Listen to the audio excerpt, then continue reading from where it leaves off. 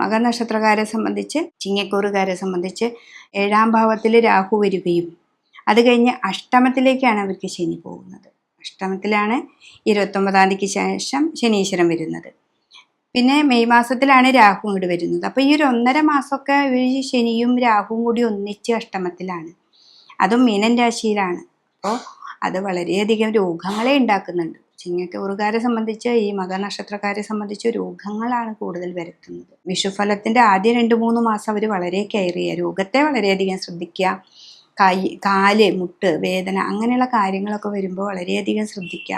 നന്നായിട്ട് മരുന്ന് ആയുർവേദമൊക്കെ ആയിട്ട് കഴിക്കുക. എന്ന് വെച്ചിട്ടുണ്ടെങ്കിൽ ശനി എപ്പോഴും ഗുരുവിൻ്റെ രാശിയിലായതുകൊണ്ട് നമുക്ക് ഇങ്ങനെയുള്ള ആയുർവേദ മരുന്നുകൾ കഴിച്ചാലും നമുക്ക് മാറ്റങ്ങളൊക്കെ ഉണ്ടാവാനായിട്ട് സാധ്യതയുണ്ട്. പിന്നെ രാഹുവാണ് 7ാം ഭാവത്തിൽ വരുന്നത്.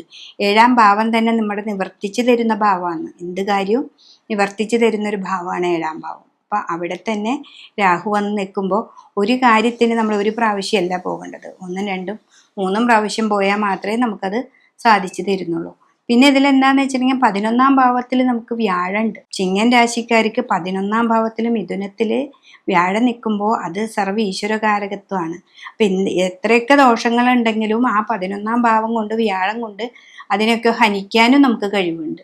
അപ്പം നമ്മളെപ്പോഴും ഈ ഒരു വർഷം വളരെയധികം ചിങ്ങൻ രാശിക്കാർ, ഈ മകം നക്ഷത്രക്കാരും വളരെയധികം സൂക്ഷിക്കുക. ഒരു കൊല്ലം നന്നായിട്ട് ഭഗവാനെ വിളിക്കുക, വിഷ്ണു ക്ഷേത്രത്തിൽ പോവാം, വിഷ്ണുവിന് പറ്റത്തക്ക വഴിപാട് ചെയ്യുക. പിന്നെ സഹസ്രനാമം നന്നായിട്ട് ജപിക്കുക. രാവിലെ എണീറ്റാൽ നമുക്ക് അത് കഴിഞ്ഞിട്ട് മതി ബാക്കി എന്ത് കാര്യം എന്നൊക്കെ ചിന്തിക്കുക. ആ രാശിയിൽ തന്നെയാണ് കേതു വരുന്നത്.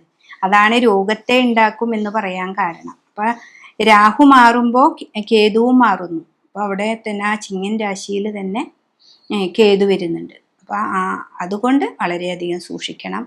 രോഗാവസ്ഥകളും മറ്റും സൂക്ഷിക്കണം. പക്ഷെ സർവ്വ ഈശ്വരകാരകത്വമായിട്ടുള്ള വ്യാഴം 11-ലുള്ളത് കൊണ്ട് നിങ്ങൾ പേടിക്കൊന്നും വേണ്ട. പക്ഷെ വളരെ ശ്രദ്ധിക്കുക. കുട്ടികളാണെങ്കിലും ബൈക്കൊക്കെ എടുത്തു പോകുന്നത്, ഇപ്പോൾ ആൺകുട്ടികളും പെൺകുട്ടികളും ഒക്കെ ബൈക്കൊക്കെ എടുത്തു പോകുന്നവരാണ്. ഇവരൊക്കെ വളരെയധികം ശ്രദ്ധിക്കുക, മുന്നോട്ട് പോവുക.